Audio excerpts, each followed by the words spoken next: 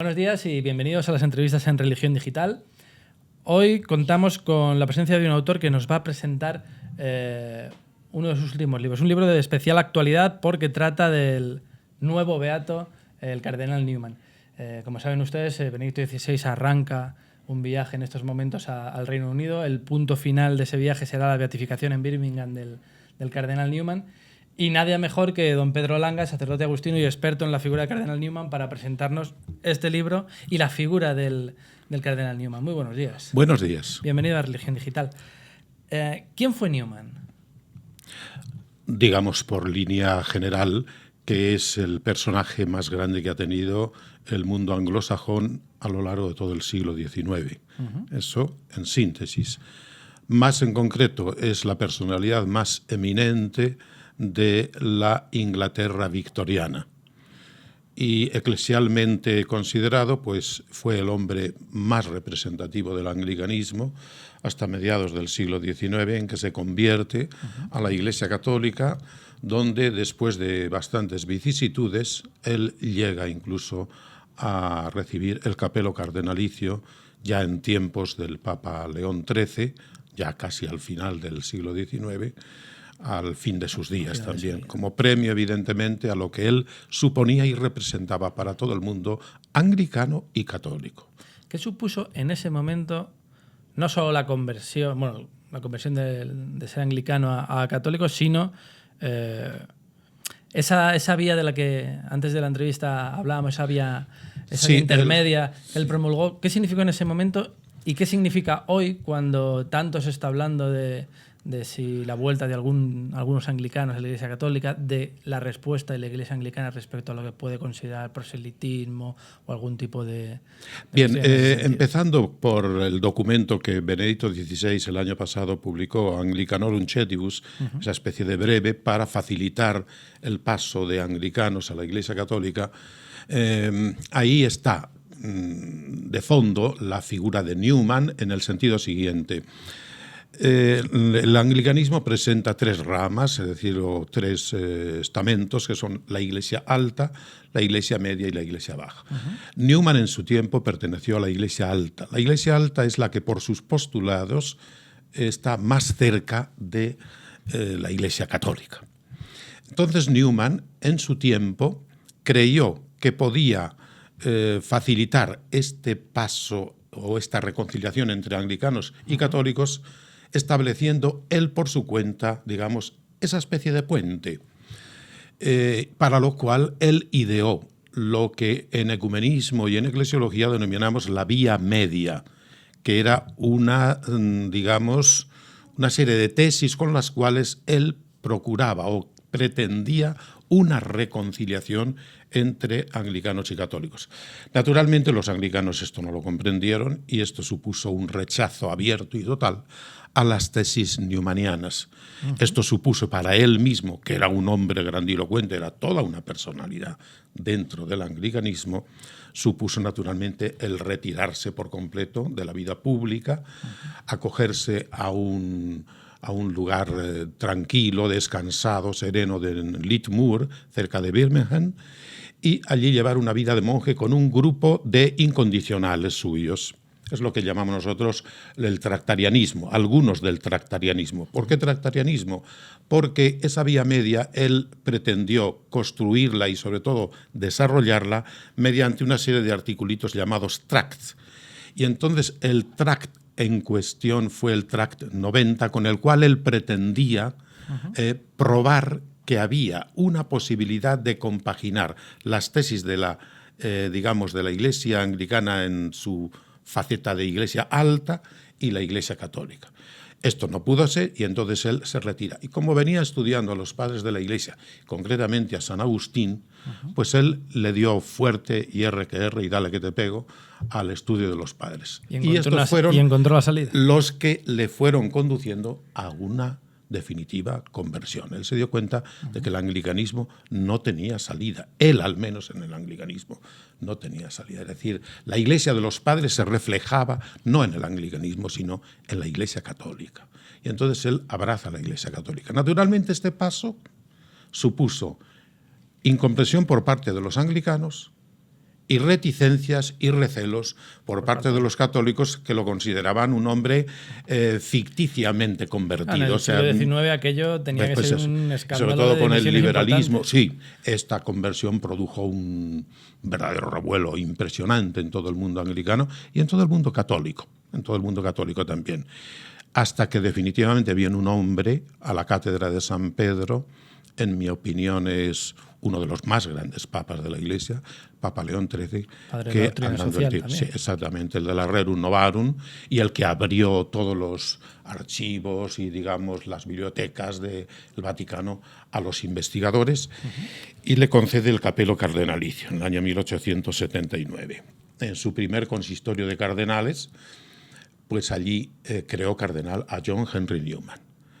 Esto, naturalmente, que conlleva para el momento actual, conlleva que al ser un hombre de tal categoría y de tantas ideas, él ha tenido influencia en el Concilio Vaticano II y concretamente a través de algunos grandes teólogos. Entre ellos el que hoy es Papa. Entre ellos también. el que hoy es Papa, cardenal Ratzinger, entre ellos el cardenal Danielou, entre ellos sobre todo el cardenal de Lubac, entre ellos el padre Congar y Hans Kühn.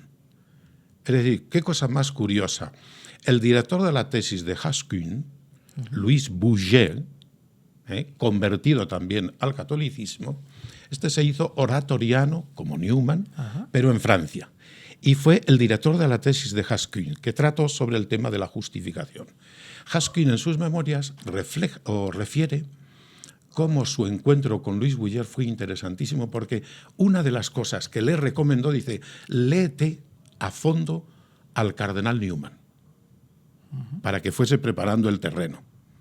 O sea, que más allá de un personaje que hoy, o en algunas tertulias mediáticas, puede ser un personaje considerado ni de unos ni de otros, o que puede generar un germen de división entre anglicanos y católicos, la figura de Newman es bastante más, bastante más relevante. Bastante más. De hecho, el breve Anglicanorum Cetibus de Benedicto XVI fue ampliamente aplaudido tanto por el primado, digamos, católico de Inglaterra y Gales, el actual arzobispo Vincent Nichols, como por el primado de Canterbury, el doctor Rowan Williams. O sea, los dos lo aplaudieron, lo han aplaudido como una medida como para darles, facilitarles el camino a esos anglicanos que, como consecuencia de la crisis que se está viviendo en el seno del anglicanismo, no sabían a qué atenerse. Desde luego, no están dispuestos a secundar esas tesis radicales del sacerdocio femenino, sobre todo de la ordenación de obispos a mujeres, etc. Eso ellos no estaban de acuerdo. ¿Y dónde acogerse? ¿A quién atenerse? Entonces, la Iglesia, después de meditarlo bien, Benedicto XVI les facilitó este camino. Pero Benedicto XVI, cuando era un joven estudiante en Múnich, resulta que el director de su tesis, Gottlieb Sengon, le recomendó estudiarse a Newman. Y otro de los grandes profesores influyentes en Benedicto XVI, Alfred Leple, también se había caracterizado durante la guerra por estudiar ya los postulados newmanianos. ¿Es Newman un paradigma para afrontar también hoy el debate sobre el ecumenismo? ¿Y de qué modo?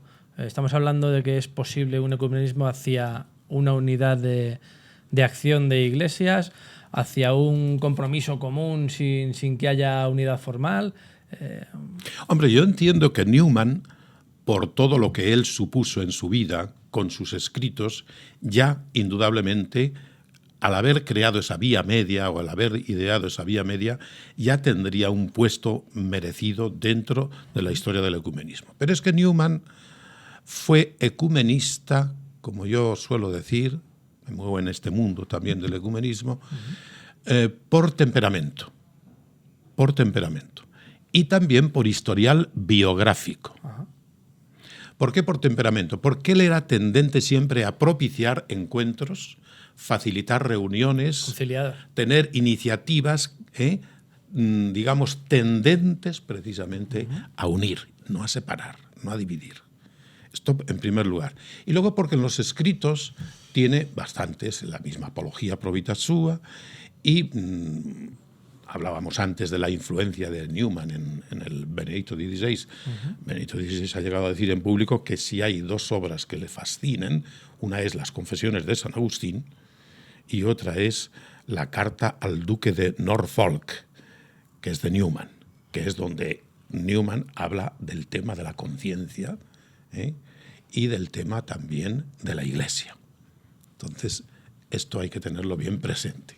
Y luego es que también él, Newman, es un eclesiólogo genial. La eclesiología de Newman es una eclesiología digamos, él la concibe como un hecho histórico, la Iglesia, como misterio y como comunión, como comunidad de comunión. Eso que ahora se lleva tanto cuando se habla de koinonía. Newman ya esto lo tenía bien grabado. Y por si fuera poco, él, lo que son las cosas, yo cuando leo y releo la historia de Newman, a mí, te decía antes que me fascina, y es verdad, pero al mismo tiempo a veces me deja una especie como de turbación, no por él, sino por todo el ambiente que le rodeaba.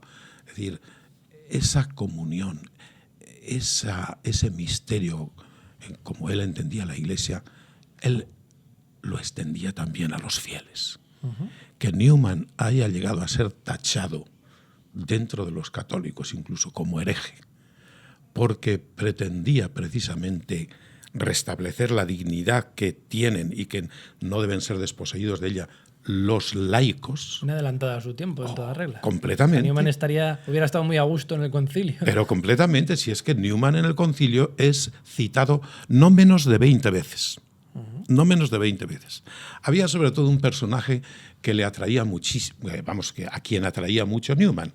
Y este personaje era el arzobispo de Bombay, la India, Valerian Gracias.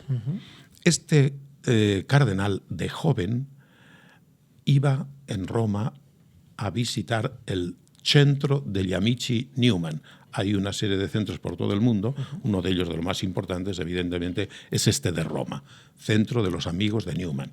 Entonces allí tiene una biblioteca, no muy grande, pero bien cuidada, selecta, y él por las tardes se acercaba allí. A mí me han hablado, yo tengo amigos en este centro, y me han hablado de cómo el cardenal, que luego sería cardenal Gracias, iba de joven allí. Él estaba estudiando en Propaganda Fide, que es donde estudian los sacerdotes de color, etc.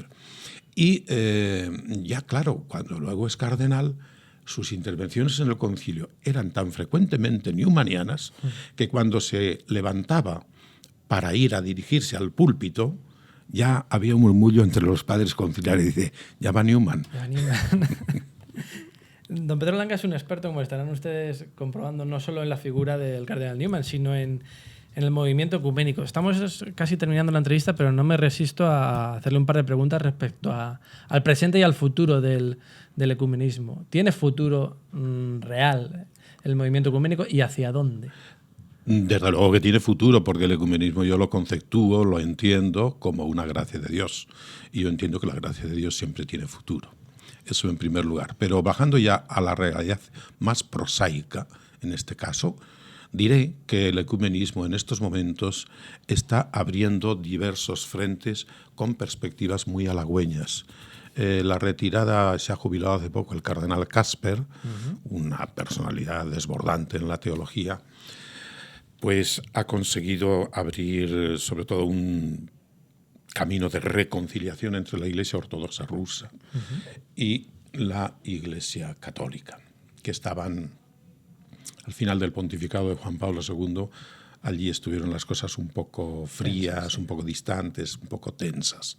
El cardenal Casper, cuando llevó el icono de la Virgen de Kazán, que se lo devolvió a la Iglesia Ortodoxa rusa, lo quería haber llevado Juan Pablo II, pero entonces Alexis II, patriarca, lo rechazó. Queda pendiente todavía ese viaje a Rusia. Exacto. Entonces se lo encomendó al cardenal Casper. El cardenal Casper ha afirmado y hay referido varias veces las buenas relaciones que se han conseguido con la Iglesia Ortodoxa rusa y con el actual patriarca, Kirill, primero, pues mucho mejores todavía. Eso por un lado. Por parte de los anglicanos, por no salirnos del tema un poco de...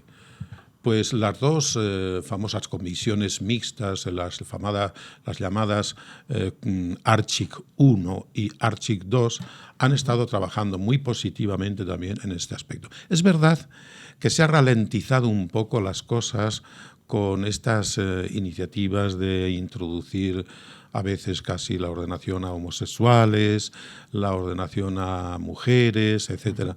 Esto, claro, Roma no lo acepta. Pues muchísimas gracias, don Pedro. Recordamos que el libro está escrito en Edivesa, Beato John Henry Newman. Y bueno, esperemos a ver qué tal se da el viaje. Muchísimas gracias por su visita y gracias por acudir a... Pues gracias a vosotros. Y a ustedes pues les esperamos en nuevas ediciones de las entrevistas en Religión Digital. Muchas gracias y buenos días.